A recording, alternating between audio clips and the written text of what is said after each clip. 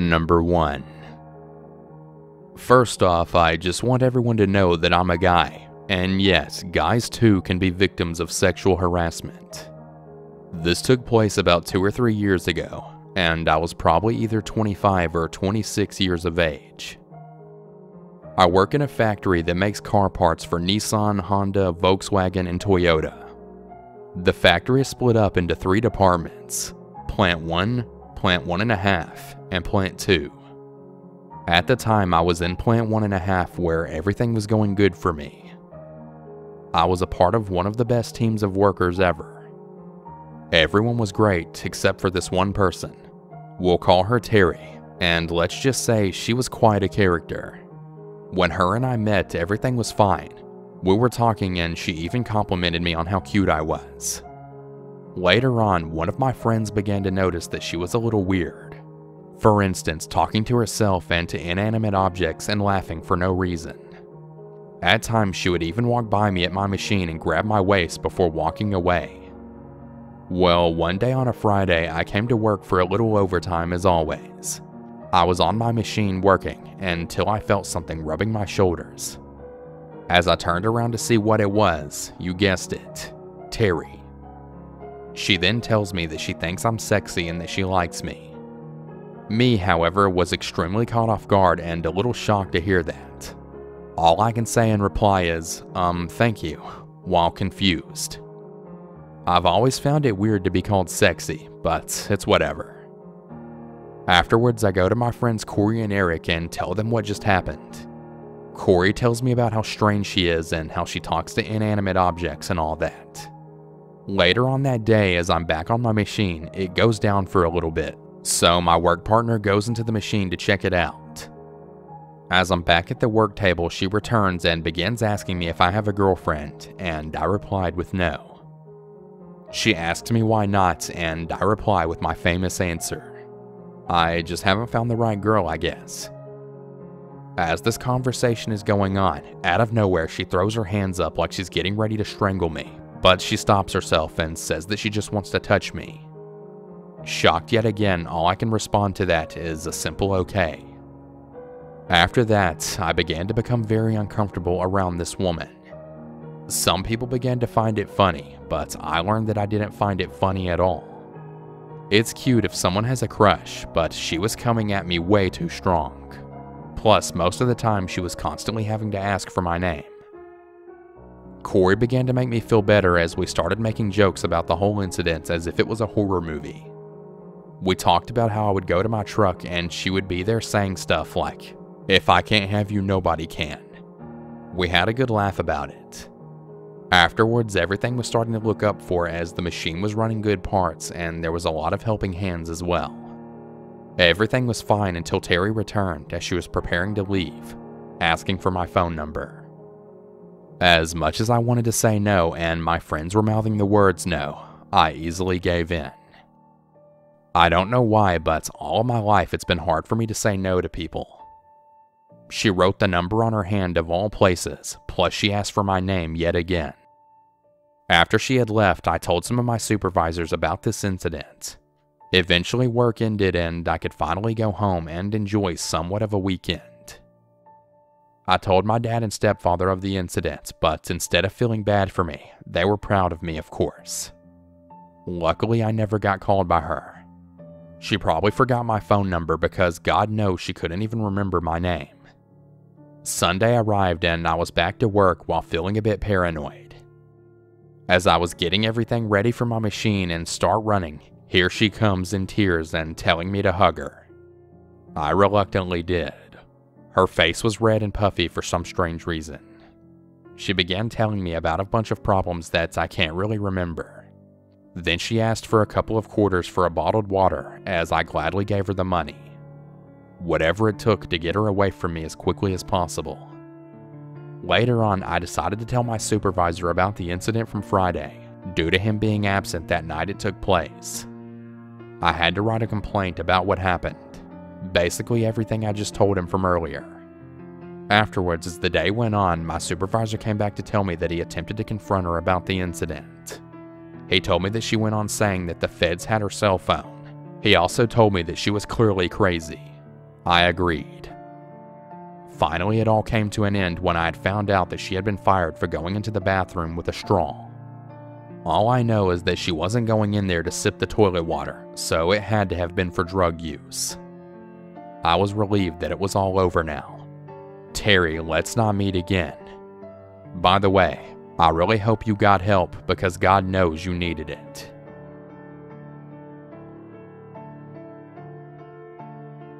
Number 2. My name is Jesse and I'm 28, and this is my real-life experience with a demon. This happened when I was around 6 to 8 years old, and to this day I can remember it vividly. It was very late one night, probably around 3 a.m., and everyone was asleep. My family lived together in a trailer at the time. My parents slept on one end and I slept on the other. I woke up one late night because I had to use the restroom. It was pitch black in the trailer, and I was too short to reach the light switch in the bathroom. When I stepped into the doorway of the bathroom, I stared into the darkness, and I saw 2 blood-red glowing eyes staring back at me. I just stared back in frozen terror, unable to move or scream, and then I saw what looked like silver fangs appear below the eyes, followed by a deep rumbling growl, a noise I'll never forget. It was kinda like a wolf's, but slightly deeper. It was in the bathroom staring at me like it wanted to devour me.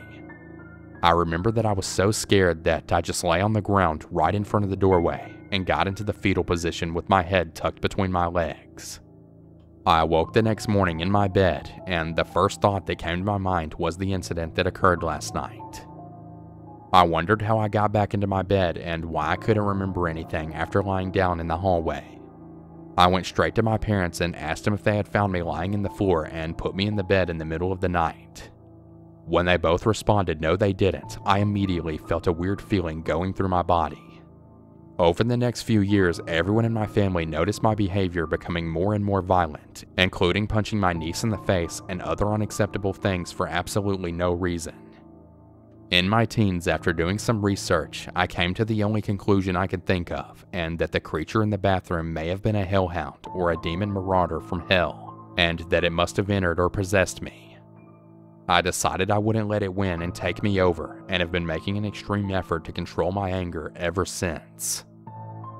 This happened 20 years ago, and I've maybe told 5 people this story.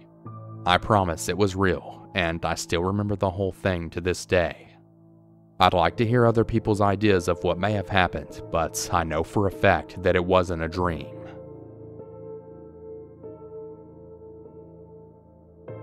Number 3. This just happened to me last Wednesday night. A couple of friends and I had just gone to a late night showing of the movie Dunkirk and had hopped on the subway on our way home. The 3 of us were sitting towards the back of the train talking about the movie and our plans for the weekend, when an older, overweight black guy in the seat across the train from us started to snore very heavily. We couldn't stop cracking up at the over-the-top sounds he was making, and moved further up the train where we could still see him but no longer hear him as clearly. About 4 stops later, there were only about 6 of us left in the train car. My friend and I, the sleeping man, and a couple other people on the opposite end. Our stop was coming up next, and I was on my feet holding to the handrails, while my friends were still sitting. I happened to glance back over towards the older man, and I noticed he was awake, or at least one eye was open, the right one, and he appeared to be staring straight ahead. Not necessarily at me, but in our direction. The train hit a bump, and the train shattered, and the man opened his other eye, yawned, and reached his hand up to his right eye. My mouth fell open when he pulled the eye directly from his eye socket, revealing it to be made of glass. My friend saw the look on my face and then glanced over. One of them hissed, "Really? Right here on the subway?" The glass eye was weird enough, but what happened next nearly made me vomit and run screaming down the train car. The old man poked his finger around in the empty eye socket for a full 10 seconds before pulling something out. Now granted, I was maybe 2 car lengths away from this guy, but here's what I think I saw. A small white wriggling insect, maybe a maggot, flailing around between the guy's forefinger and thumb. Before I could even process that fully, the man popped it right into his mouth. Both of my friends leaped to their feet, one exclaiming, "Oh hell no!" And we walked further down the train as far as we could, and when our next stop came, we quickly stepped off and power walked out of the station. I don't even remember the rest of the walk home. I was in such a daze rewinding that in my head over and over again, trying to convince myself that it wasn't what it had seemed to be. After a few days of retrospect, I suppose the whole thing could have been a prank, like some kind of hidden camera gag, and maybe the maggot had really been a grain of rice or something. But it seemed like an odd thing to do on nearly an empty train that late at night. It's not like the man had started coughing heavily or drew any attention towards himself before he did it to be sure we were watching.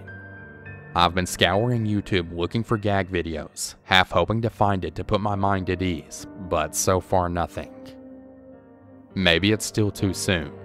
I want to find it so I can finally relax and reassure myself that it wasn't what it seemed to be. An old man picking insects out of his head to eat, but whether it's a prank or not, one thing is for dang sure. Old man on the train with a glass eye. Let's never meet again.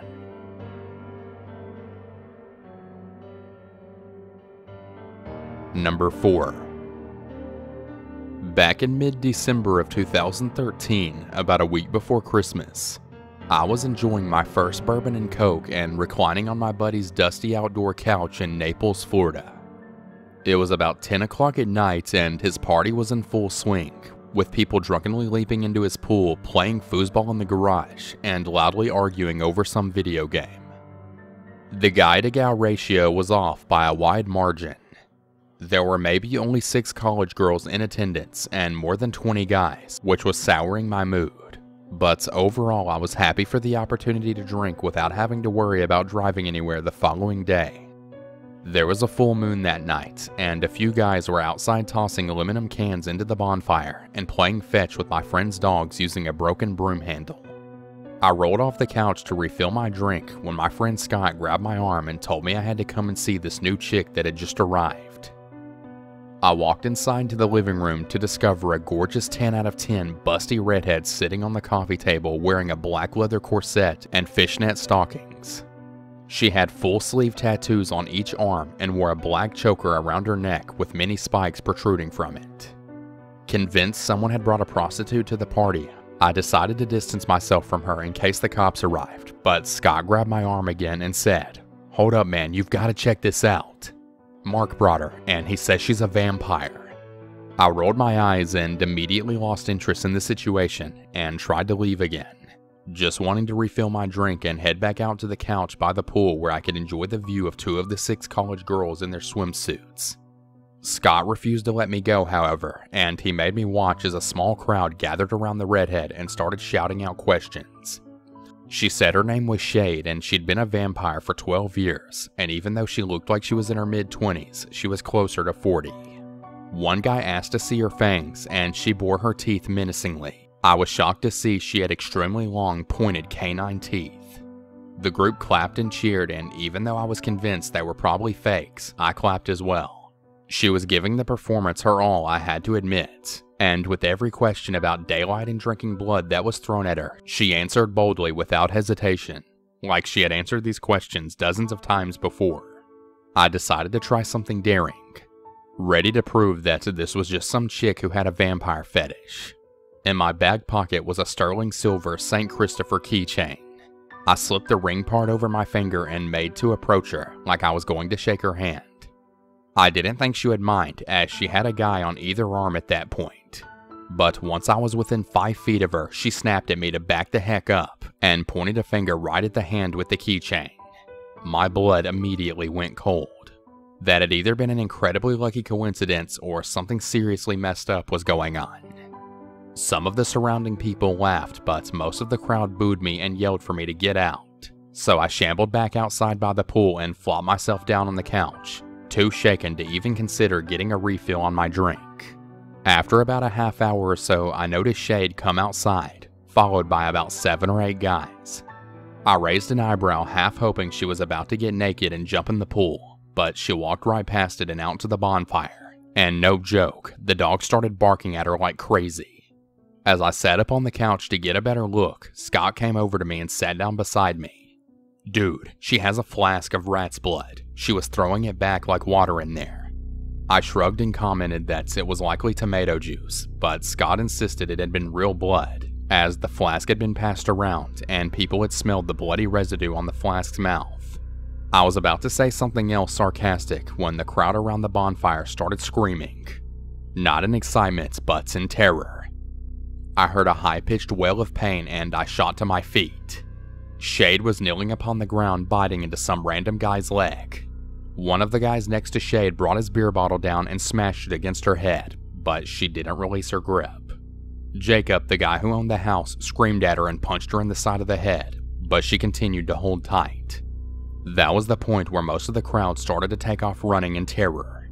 A handful of guys stayed behind and tried to pry Shade away from him, but after another few minutes she released him on her own, screamed like a banshee, her mouth covered in blood, and took off running into the shadows.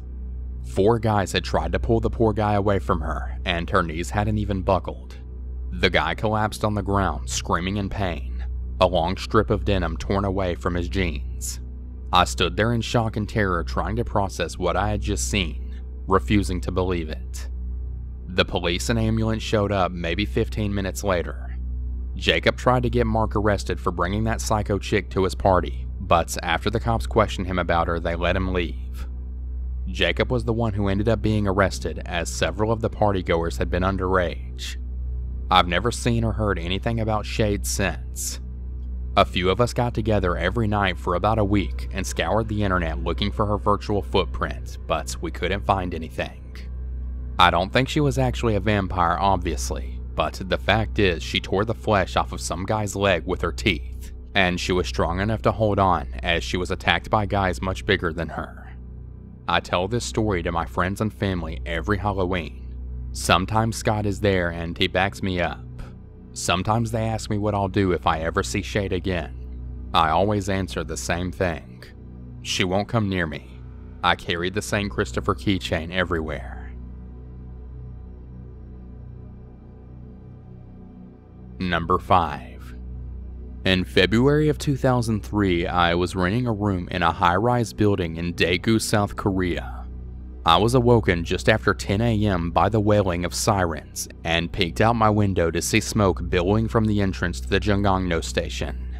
It wasn't a small amount of smoke either, like someone had lit the contents of a trash can on fire, but a solid wall of smoke escaping from the underground chamber so thick as if it was a volcano had erupted. After watching the street below turn into a parking lot of emergency vehicles, the alarm in my buildings went off, ordering us to evacuate. I exited the building but had no idea where to go. The smoke was incredibly thick and every direction was packed with people trying to get away on foot. I ducked back into the building and crouched in the entryway, keeping my face low to the ground and breathing the fresh air being pumped through the air conditioning vents. I stayed there for a good few hours, unwilling to venture out into the street and risk being trampled or suffocated, yet too afraid to move deeper into the building in case it caught fire. I had no idea what was going on and suspected a bomb had gone off. Without access to a phone, all I could do was wait, 1,000 questions flying through my head and hoping the nightmare would end. The smoke eventually cleared, but when it did, the screaming only intensified. I wandered out into the street in a daze, firefighters with oxygen masks on frantically gesturing at each other, trying to direct traffic well enough to make a path for ambulances. I felt like I had been lost at sea for several hours, isolated and terrified I was going to die, and now I had washed up upon the shores of Pompeii directly after the eruption, and I just knew I'd never look at my life the same way again. It wasn't until nearly a week later I had learned the full story. A 56-year-old unemployed man named Kim Dae-han had boarded the subway train at Daegu Station earlier that morning with the intent to set the train on fire and burn the passengers alive. Han suffered from depression and, as a result of a stroke in 2001, had been left partly paralyzed. He later told police he wished to kill himself, but in a manner where he could take hundreds with him so his pain would be remembered. He was spotted on camera carrying a duffel bag onto the train which contained cartons of flammable liquid, likely paint thinner or gasoline. Once the train was in motion, he opened the bag and began pouring the liquid out. When other passengers saw him fiddling with his lighter, they rushed him in an attempt to stop him, but they ultimately failed. Fire erupted in the train car, and when the doors opened in the next station, Han and several other passengers managed to escape, some with burning clothing. But once the train stopped, the fire quickly began to spread across all 6 cars, mostly due to the flammable insulation lining the car walls in between the aluminum shell and the interior.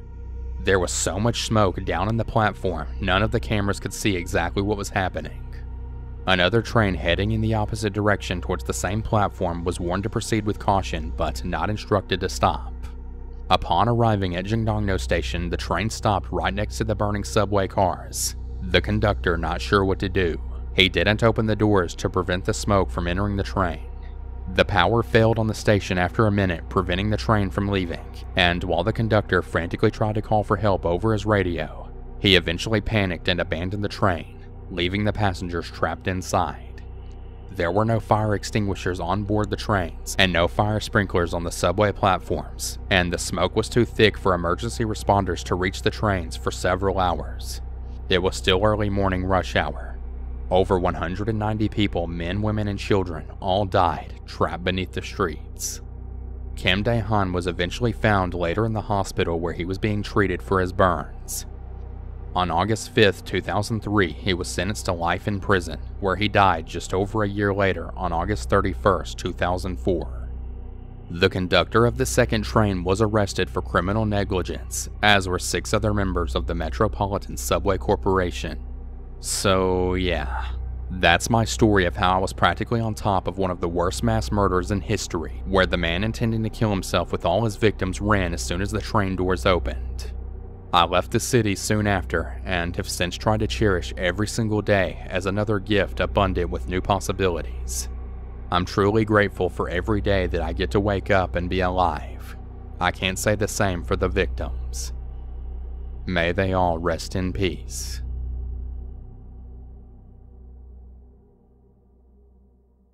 Thanks for watching, everyone, and I hope you enjoyed today's video. And if you have your own personal scary story, be sure to send it to me at southerncannibal@gmail.com. And before I bring this video to a close, I'd like to shout out all of my $5 or more patrons, as well as my $3 or more patrons featured on screen. Shout out to Babe Lincoln, Beth A, Kate E, Celeste S, Ellie S, Heather B, Howard R, Jacqueline W, Jazzy G, Jess, Jonathan C, Carrie F, Lori J, Lindsay S, Matthew B, Random Randy, Steph L, Tammy S, Terry H, and Emily W. Thank all of you so much for supporting me on Patreon. And if any of you would like to join these awesome people and also become a patron, head over to my Patreon at patreon.com/southerncannibal. Thanks everyone, and have a good one. And remember to always stay